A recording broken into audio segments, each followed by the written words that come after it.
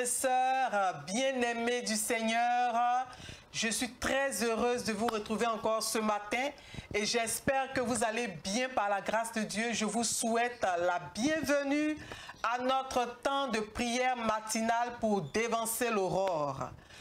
Comme nous l'enseigne le psalmiste au psaume 5, le verset 4, la parole dit « Éternel, depuis l'aube, ma voix se fait entendre, car dès le point du jour, je me présente à toi et puis j'attends. » Le psalmiste nous enseigne à nous présenter très tôt au Seigneur, à dévancer l'aurore dans la prière et la méditation de la parole. Guerriers et guerrières de prière, disposez-vous à entrer dans ce temps de méditation de la parole et dans ce temps d'intercession prophétique. Invoquons le précieux sang de notre Seigneur et Sauveur Jésus-Christ de Nazareth. Plaidons le sang de Jésus-Christ de Nazareth qui nous valut le salut en aspergeant cette eau bénite, cette eau exorcisée tout autour de nous dans notre lieu de prière. Nous ne devons jamais manquer des sacramentaux, sel béni et eau bénite, chrétiens catholiques. Nous versons cela tout autour de nous également et en le faisant, nous prions que nos maisons soient débarrassées de toute infestation démoniaque. Nous prions pour la délivrance de nos maisons, de nos familles, de notre lieu de prière, de tout notre environnement. Nous demandons la délivrance de nos enfants, de nos époux, de nos proches parents. Nous demandons et prions que les influences des liens de famille sur nous soient brisées par la puissance du sang de Jésus. Gloire au Père qui nous a créés, au Fils qui nous a rachetés, au Saint-Esprit qui nous a illuminés, maintenant et toujours et dans les siècles des siècles. Amen.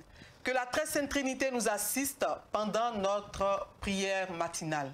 Que par l'intercession de la Sainte Famille de Nazareth que nous vénérons, par l'intercession de nos saints anges gardiens, des saints archanges de Dieu, des bienheureux saints, Saint Domitien, moine persan, martyrisé avec deux disciples, deux de ses compagnons, Saint Pimène et Saint Pimène le jeune des grottes de Kiev, Saint Job d'Uktelk, Saint Or, moine en Égypte, Saint Victrice, évêque de Rouen, Saint Donatien, évêque de Chalon-sur-Marne, Saint Donate, évêque de Besançon, Saint Théodorade, Silla, Monial, que par l'intercession de tous ces bienheureux saints commémorés en ce jour par la Sainte Église, le Seigneur vous assiste, vous, vos familles et tous vos projets, au nom puissant de Jésus-Christ de Nazareth. Bien-aimés, nous sommes dans le temps du jeûne orthodoxe qui aboutit à la célébration de la dormition ou l'Assomption de la Sainte Vierge Marie. Et nous avons commencé avec Abba Ashia, un cheminement avec la Sainte Vierge Marie, la Théotokos, tous les jours à 15 h, où nous louons la Théotokos, la Sainte Vierge, à travers une hymne dénommée Acatis, l'hymne acatiste à la Vierge Marie. Alors nous allons voir aujourd'hui l'origine de cette prière et les grâces qu'elle nous obtient. L'acatiste à la Mère de Dieu est une hymne de louange.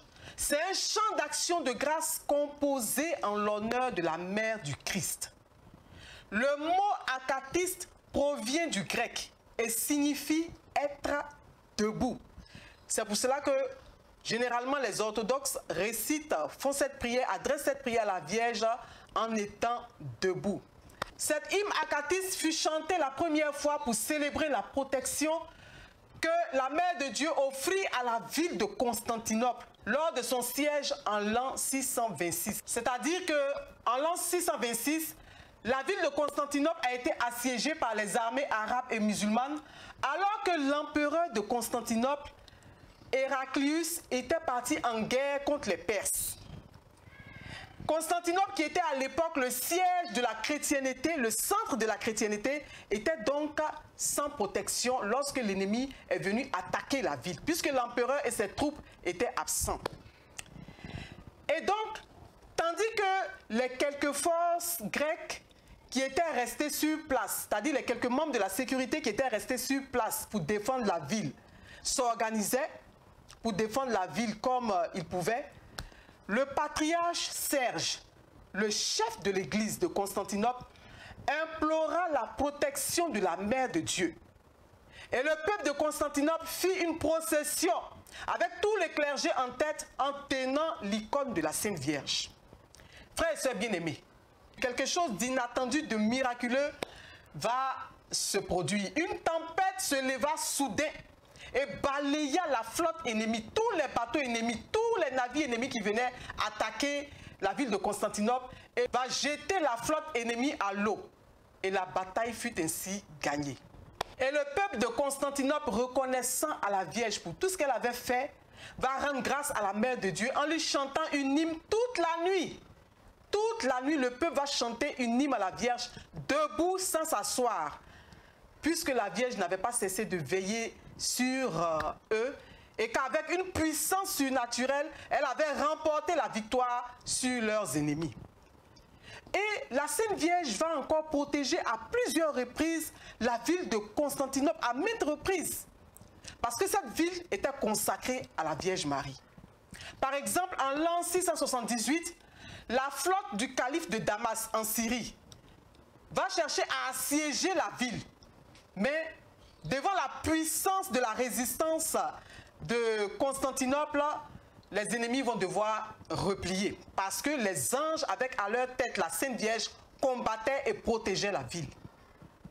En l'an 718, la ville de Constantinople fut à nouveau sauvée par l'intercession de la Sainte Mère de Dieu lorsque les citoyens, les habitants de cette ville ont crié, ont appelé la Sainte Vierge au secours. Frères et sœurs bien-aimés, malheureusement, Constantinople va finir par tomber aux mains de l'ennemi. Le 29 mai 1453, Constantinople va tomber entre les mains des forces turques ottomanes et le patriarche Georges Scolarios va adresser une prière émouvante à la Théotokos, à la Mère de Dieu. Il va lui dire: « Ô Sainte Mère de Dieu, les fidèles ont cessé de vous invoquer pour sauver la ville de ses ennemis. Mais ils continueront à vous invoquer pour les garder toujours dans la foi des pères de l'Église. » Cette phrase est tellement émouvante, elle est tellement émouvante. Le patriarche a adressé cette prière pour dire à la Sainte Mère de Dieu, sûrement que le peuple s'était détourné de la vénération à la Mère de Dieu, que nous sommes tombés aux mains de l'ennemi parce que nous t'avons tourné le dos, nous avons cessé de t'appeler au secours. Mais une chose est sûre, aide-nous à garder la foi des pères de l'Église. Et frères et sœurs bien-aimés, Constantinople est devenue aujourd'hui Istanbul en Turquie, qui est un grand lieu de tourisme. Des chrétiens y existent encore et la foi des pères de l'Église est encore gardée en sécurité. La Sainte Vierge a accordé cette dernière demande que le patriarche de Constantinople lui a faite. Et c'est en Turquie, en Istanbul, où se trouve la basilique Sainte-Sophie. Je ne sais pas si certains d'entre vous ont entendu parler de cette basilique mythique Sainte-Sophie. Nous en parlerons prochainement.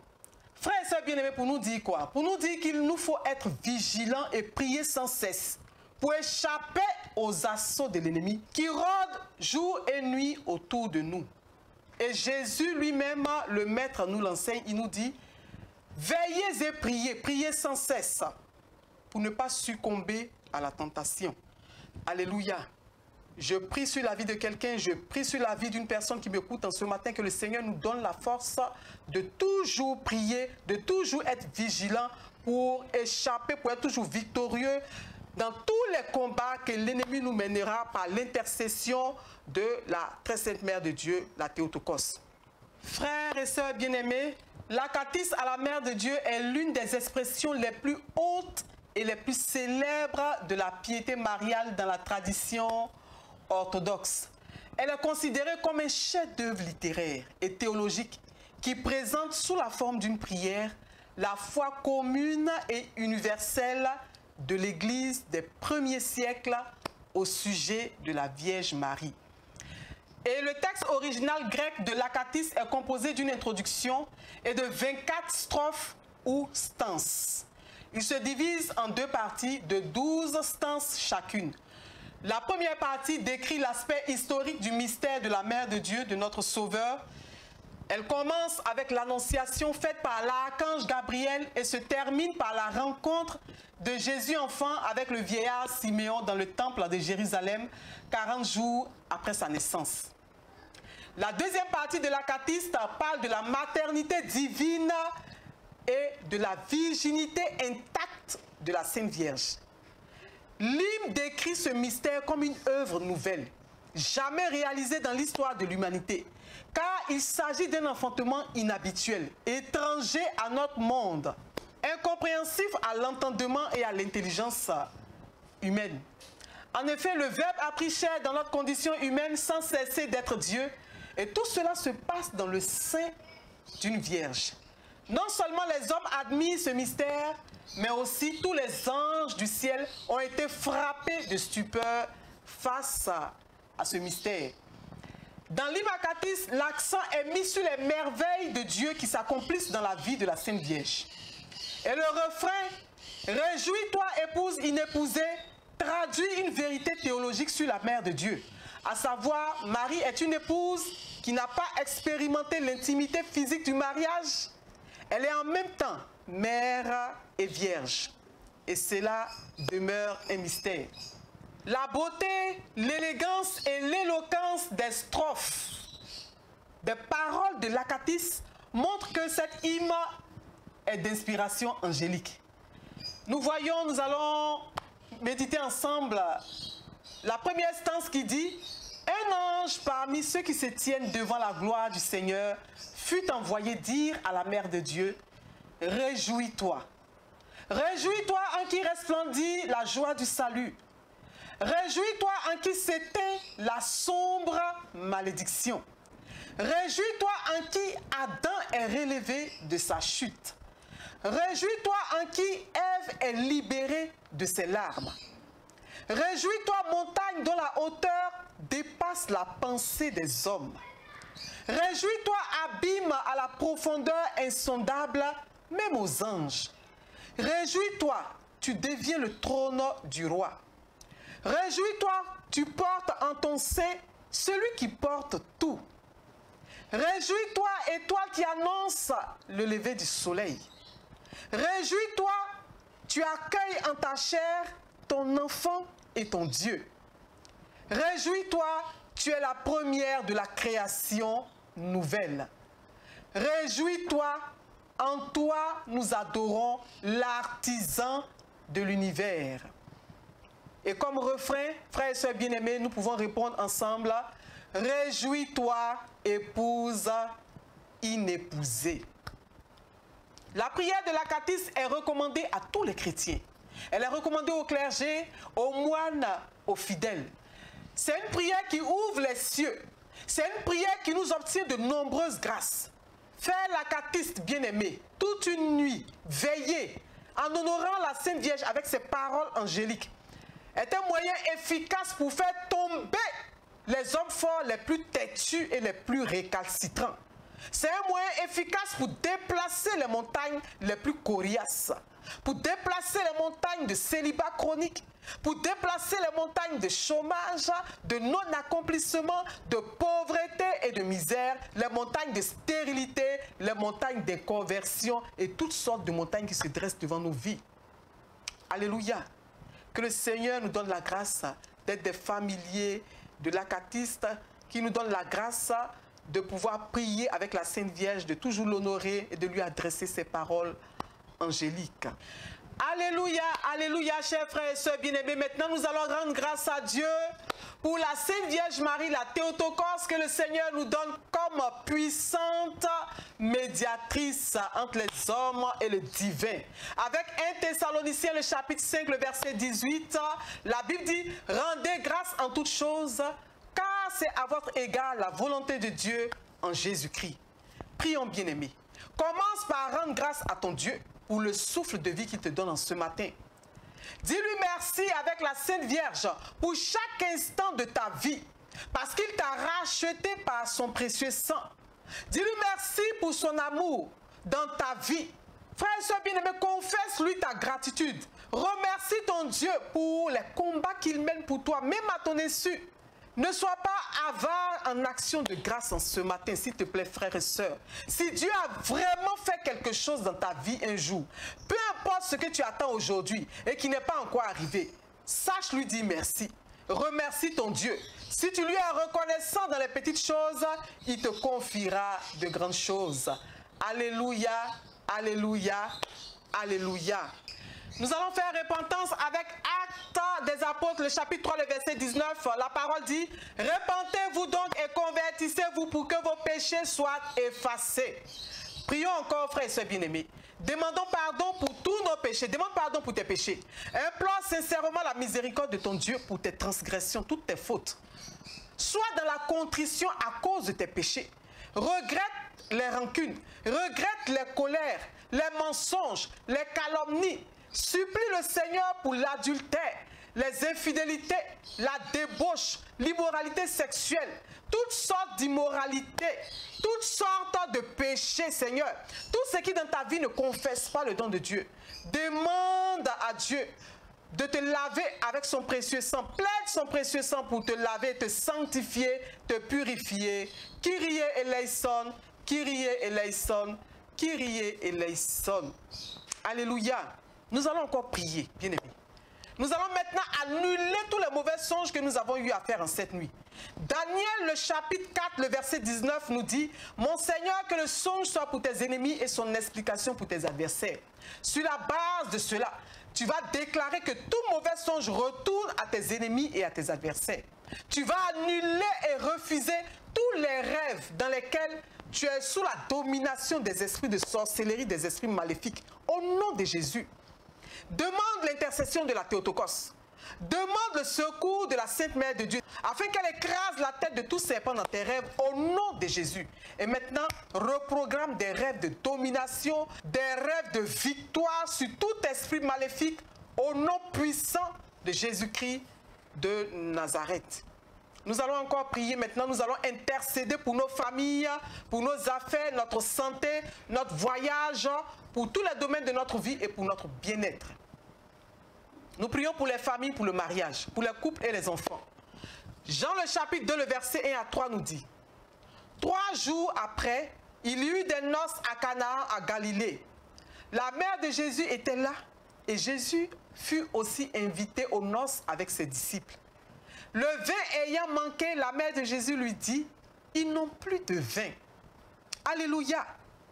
Bien-aimé, ce matin, déclare que notre Dame de toute grâce intercède pour toi auprès de son Fils Jésus. Demande-lui cela. Qu'elle intercède puissamment pour toi auprès de son Fils Jésus pour la grâce du mariage. Toi qui n'es pas encore marié, afin que toi aussi, tu connaisses des noces. Alléluia. Que tout ce qui manque dans ta vie, comme ce vin, le vin qui est venu à manquer aux noces de Canaan, qu'elle identifie tout ce qui manque dans ta vie et qu'elle présente cela à son Fils Jésus-Christ de Nazareth. Bien-aimé, refuse tout esprit de célibat et confesse dans ta vie un mariage heureux au nom de Jésus. Déclare qu'il y aura toujours du vin dans ton foyer, que ton grenier sera rempli de vin, de miel et de lait, malgré les difficultés passagères du moment. Malgré l'incompréhension avec ton conjoint, à cause des influences démoniaques, à cause des influences de la belle famille dans ton couple, déclare que la complicité renaît en toi et ton conjoint, l'amour revient en toi et ton conjoint au nom de Jésus.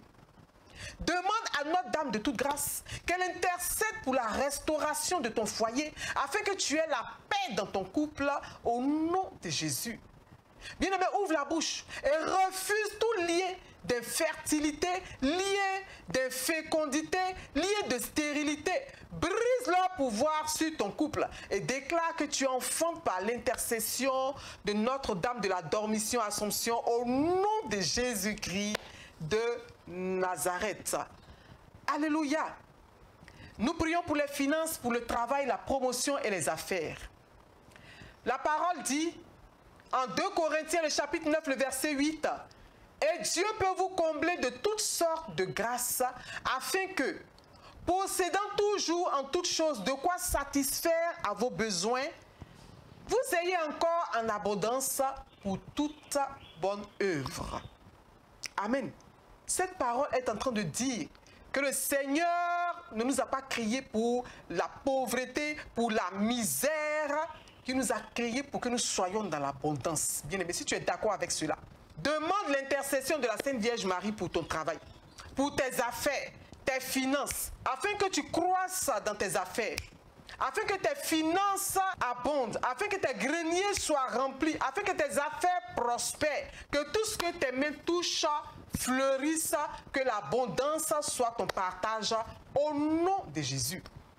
Déclare qu'elle intercède pour toi, pour détruire toute limitation, esprit de stagnation, esprit de misère, de non-accomplissement, de pauvreté dans ta vie, et brise tous les liens qui retiennent ta prospérité, emprisonnée quelque part, au nom de Jésus-Christ de Nazareth. Amen. Alléluia, alléluia, guerriers, guerrières de prière, nous continuons encore notre intercession. Nous prions maintenant pour la guérison et pour briser les liens de mort prématurée. La Bible dit en Genèse 3, le verset 15, « Je susciterai l'hostilité entre toi et la femme, entre ta descendance et sa descendance. Celle-ci t'écrasera la tête et toi tu lui écraseras le talon. » Alléluia. Bien-aimé, la Vierge Marie est celle dont l'Immacatis dit « Réjouis-toi en qui sonne la déroute de notre ennemi. » Alléluia. Réjouis-toi, guérison de mon corps. Amen. Réjouis-toi, salut de mon âme. Alléluia. Est-ce que quelqu'un a saisi ces paroles prophétiques? Bien-aimé, prie sur la base de ces paroles. Demande l'intercession de Notre-Dame de la bonne délivrance pour qu'elle te délivre de toute maladie spirituelle, toute maladie héréditaire qui ronge ton corps et ton âme. Demande son intercession pour qu'elle te délivre de tout esprit de mort prématurée qui rôde dans ta famille. Appelle-la au secours afin qu'elle écrase la tête de tout démon caché derrière la maladie. Et maintenant, bien-aimé, dans la foi, confesse que tu es guéri. Confesse ta guérison, car le Seigneur ne refuse rien à sa mère bien-aimée. Confesse maintenant que tu es guéri.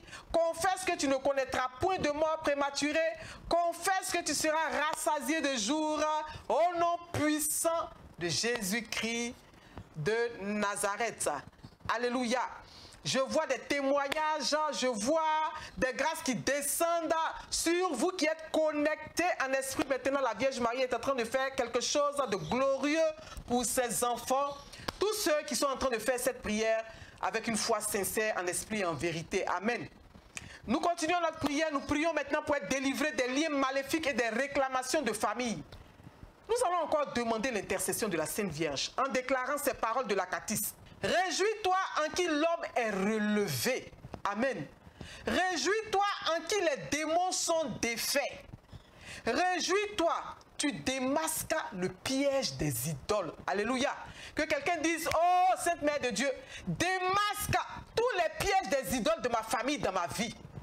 Alléluia.